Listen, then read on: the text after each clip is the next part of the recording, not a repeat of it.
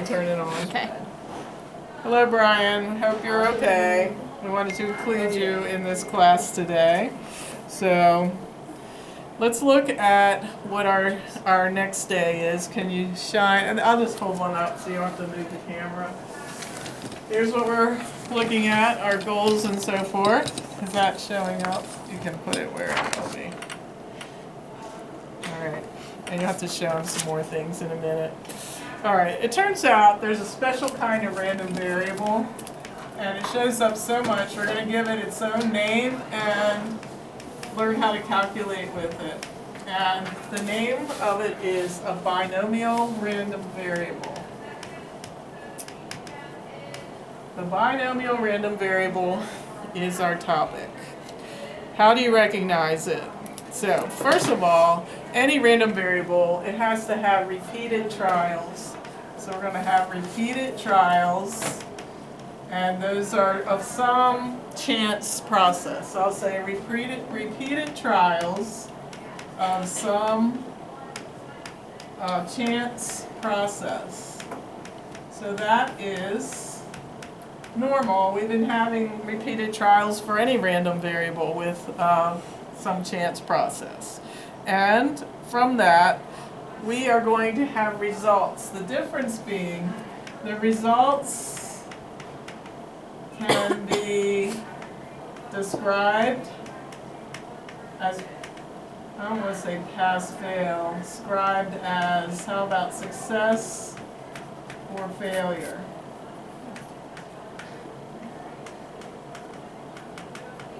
So we'll do the theory part, which won't make much sense until you see an example, but bear with me. So I don't mean scribe. All right, can be described as success or a failure.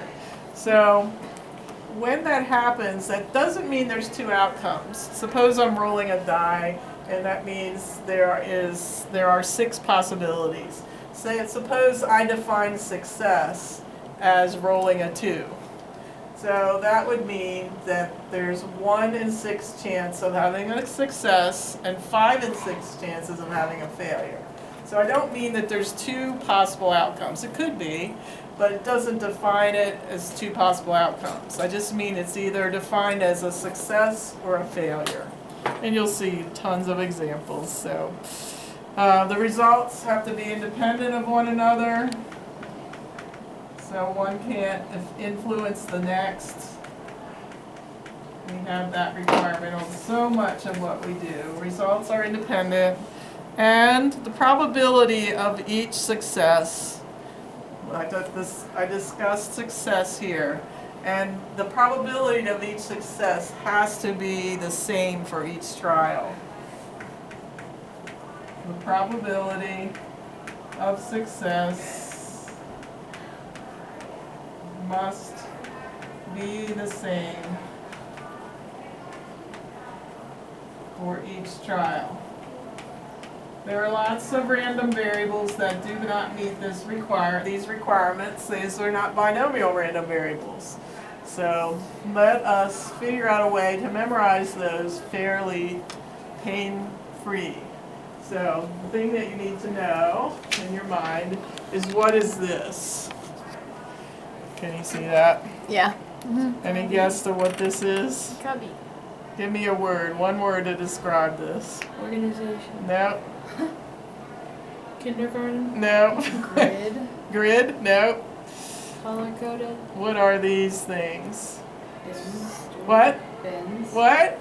Bins. Did you hear that, Brian? Bins. All right. All right. So this will become our new socks for a while. Bins. All right. So bins is B-I-N-S.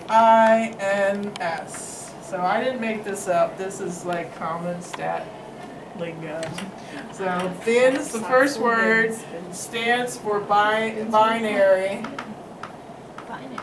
What's the word binary mean to you? To thou. To MD. What's the word binary mean to you? Well, bi means two. Right. So it's binary two means marys. 2. So That's where we get the Two fact that pairs. there's two possible outcomes, success or failure. So binomials, binomial random variables have two outcomes, success and failure. Check or X. And again, that doesn't mean there's only two possible outcomes, but those outcomes can be divided into success or fail. So pass or fail. I for independent. N is, I don't think I emphasized this over here. Should have done it right here. Repeat it. Set number of trials. I should have said there are trials and that number is set. So this is number of trials is set. So I would say if I was rolling a die, I'd say how many times in the roll of 10 die, 10 times I'm going to roll this die, how many times do I get a 2? So the number of trials is set. And S, I always forget. The success of each trial is the same, something like that. How did I say it? The probability of each success is the same for each trial. So, how do you get that from S? The probability of success, I guess that's where you get the S.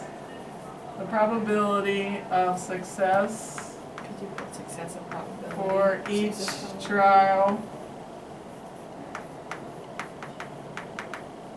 is the same.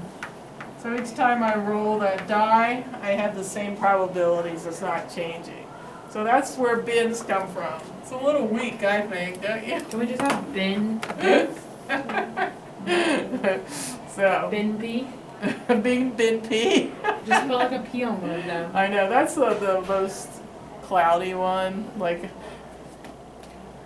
probability of success is probable success. How can you say, You how could can say- you word that you could starting say- with you the could word say Successful success? probability I for think each it's trial. success Is probability. success is equally probable for each trial. You could Okay, say let's say it like that. the same Success, the same probability of success. Makes more sense. success has,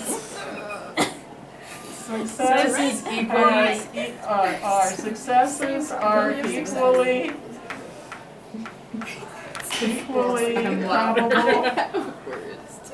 probable. What if the S is for same? Successes are equally probable for each trial. So I think that's pretty weak, but that's what they gave us to help us, so. Whether it helps you or not, before you can use what I'm teaching today, you have to check all of those requirements before you can go any further to make sure it's binomial. I wonder what time we start at. We would lab in 10 minutes maybe? So when the clock gets up to the top, you can turn that off. Okay. All right, or not, you just switch it.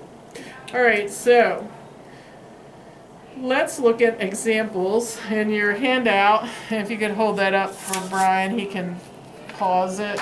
And we're going to go over those three Pause it. and see if if we think they are binomial or not. All right, that's good. All right, on the first one, genetics says that children receive genes from each of their parents independently. Independent. Yay! Ding, ding, ding. Each child of a particular pair of parents has probability of 0.25 of having type O blood. There's the S. And each child, and suppose these parents have 5 children, let X equal the number of children with type O blood. So, is it binary? Do we have Yes. what's success? What are they defining They as? either receive it or they don't. Yeah, so it's either O or you're not It's O or no. O or no. Wow. All right, independent was mentioned. Number of trials, what was the number of trials? 5, they're gonna have 5 children, so it's set. And the probability of success or type O for each one is the same, 0.25. So, it was binary, so A is binary. B, shuffle a deck of cards. Turn over the first 10 cards, one at a time. And the random variable Y is defined as the number of aces you observe. Well, that doesn't have enough information. Alright, so is it binary, MK? Yes. Alright, it's either ace or not. So it's defined. Is it independent? MM.